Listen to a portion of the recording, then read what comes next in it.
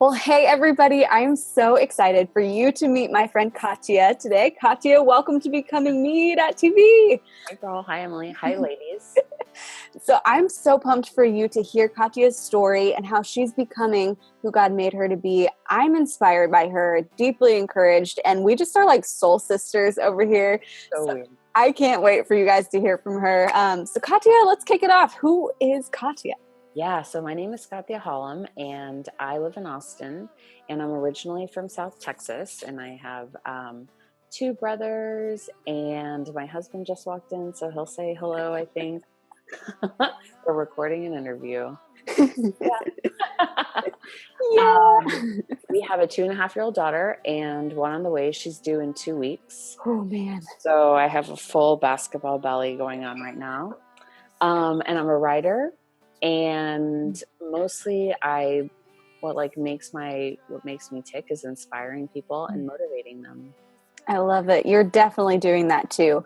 Absolutely. And for all of you watching, in this post, we'll also have links where you can connect with Catia, with what she's doing, how you can connect with her. Because if you're anything like me, I love making sure to see motivation and inspiration on my social media right away when I hop on. So you'll definitely get that. The posts. I know. Not about it. No. You got got to follow Catia, basically. Well, hey, Catia, I've been able to hear bits and pieces of your story, and I would love for you to just unpack that for us. What's your story? What's made you who you are today?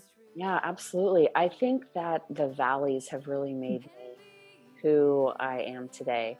I was a good student growing up, and I was always a really hard worker, but all the real growth moments came when I was deep and dark and sad.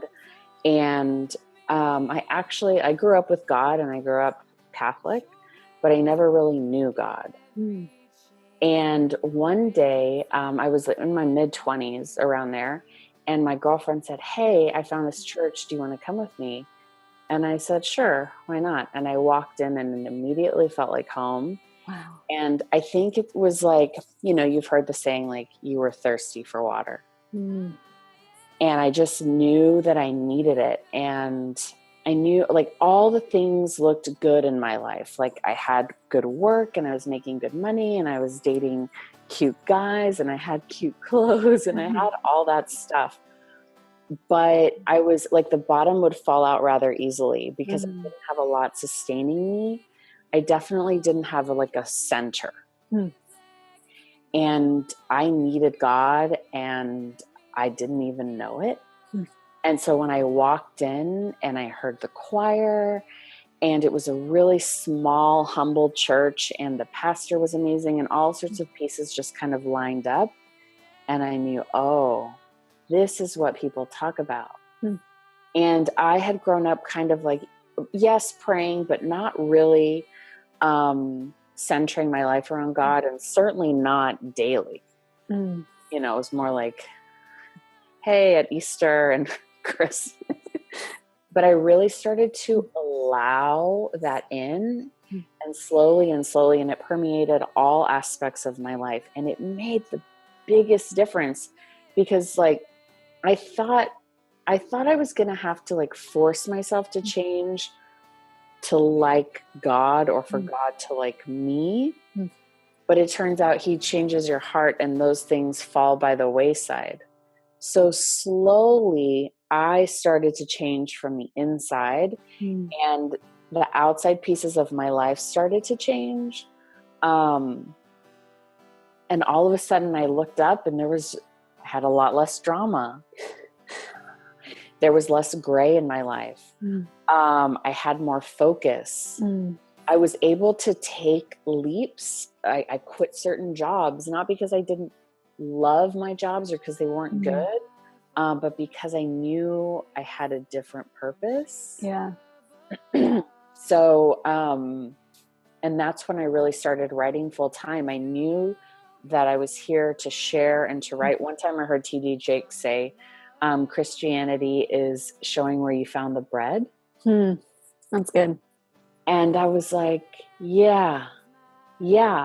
And then when I looked back, I could see a thread woven through my life, like, oh, I was always encouraging people and sharing my story. But then when I started to write, I was able to do it on a bigger platform more regularly, and really see it take shape and really change lives. And so, I have my main audience is women, but men email me privately and say, you don't even know what that did for me. Or, I just found out my son is gay, and you're helping me like figure it out and love him and love our family through it. And not that I think that's bad or anything like that. Yeah. It's just a shift, a change in a family. And that stuff happens all the time, whether it's somebody is struck with an illness or somebody loses a job or somebody gets married. They can be good or bad changes, right? Oh yeah. But it's like, we're going to constantly be changing. And if we're centered in God and trust and love and all those things, it sounds so cliche, but they're the hardest things to be centered in, honestly. Oh yeah, absolutely. We did, our first baby was conceived naturally. Our second baby was IVF. So we did IVF at the beginning of this year. Wow. And so when you're investing a gazillion $1 million, also a gazillion million emotions. Yeah. Like you're putting your body through all this change and all sorts of stuff. You really have to like be steady going through all that, and prayer and God and trust. Trust is so hard when you're all in. Oh yeah. I mean, like that is I think that's my word. Somebody asked me like, what's your word for 2017? I hadn't thought about it. I think it's trust, like trusting that it's all unfolding. Yeah. And so these are things that writing has done for even me, because you can't write and not practice what you preach. Right. It's like you kind of have this invisible little, I don't know, cloud or something following you around saying like, hey, remember what you said last week? Yes. Oh my goodness. Yes. Like, you're right. You cannot be a jerk to the lady at Walgreens because she messed up your order because you told everybody to be nice. Right. Oh yeah. Things like that. So it goes from like the smallest little thing to the biggest thing, like trusting God. If it's your will, I would like a baby. Yeah. And if it's not, then I understand. Yeah. Oh my goodness. So from the Walgreens to the baby. Yeah. It's huge, the spectrum, but it all does boil back to trust, like you said. Yeah. So I'm a writer, I'm a speaker. I love doing it in person. In person's my favorite. Oh yeah, girl. Like laughing and crying and hugging and like that stuff really gets me going. And so that's really what I do. I do it in any little crevice that I can. Like I try to fit it in the cracks, but I'm always trying to uplift people because what else is there, Yeah. Well, and it's funny because we haven't even met in person yet, but I always like find myself laughing or being uplifted. So seriously, y'all need to follow Catia on Instagram. I was telling her before we started the story today, I was dying laughing at some of her Instagram stories today because she just speaks it as it is. It's real life, real talk, but it's so good. So you're laughing, but you feel uplifted and like ready to take on life. It's so good. I love it. There's so much. I write 5 things I'm thankful for every night. And laughing is huge. Like you can laugh through almost anything. Almost. Yep. And I think that's like the wave that carries you to the next day, Like, just laugh about it. It'll be okay. Like life is not that serious. Yeah. Oh my goodness. Yes. Like, yeah. You farted. It's okay. Like whatever. Laugh about it. It's fine. I love it. And obviously a 2.5-year-old will make you less concerned with the serious stuff because they're not concerned with it, Yeah. you kind of learn to be a little more easygoing. Absolutely. I love that. Yeah. So if you were sitting across from another woman on her own becoming journey, you're having coffee, you're having tea, you're having this in real life interaction, what would you say to encourage her on her own becoming journey? I would say a few things. I would say, first of all, if you haven't figured out that you're worthy, figure that out first. And that's going to look different for different women. Mm-hmm. It took me a long time. I was always successful and a hard worker, but I always felt like I didn't quite deserve the level of goodness that I saw other people having. And if I had learned that I was worthy really early on, it would have saved me so much time. And, sometimes that's part of it. You've got to learn and figure it out. But it's like, I would have been nicer to myself, kinder. Nice is not really the word, but really honored my body and my mind and my time. Yeah. I would have made different choices. I didn't really know how to honor myself. Here's a little side note and a ridiculous story, but it is so true. So I was dating all these bad guys. And I was telling my mom, you just don't understand what it's like here for me dating. And I was just talking. She sat me down and she stood over me and she said, listen, you're treating yourself like a 4. And so is everybody else, a 4 out of 10. She said, you're a 9. Mom's gotta reach high, right? So she said, you're a 9. And until you start treating yourself like that, nobody else is going to treat you like that either. Cool. So I paid attention, but then I didn't know how to treat myself like a 9. So this was when Kate Middleton was marrying Prince William. And guys, you're going to be like, this is fake, but it is true. Those bracelets that was like, what would Jesus do? I was like, what would Kate Middleton do?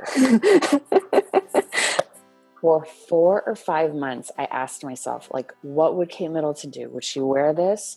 Would she answer this phone call? Would she accept this job or date or whatever? And because she was a princess and she was like, doing it pretty well. So I picked someone I admired and I emulated her, what I thought her actions would be. And I had to train myself to honor myself. Wow. I hadn't ever done it for like more than 2 or 3 decisions in a row. But once you learn, like you train your actions, your brain, your heart, like I'm worthy of laughing every day or nutritious food or, one piece of cake is great. 6 pieces of cake is not honoring yourself. Right.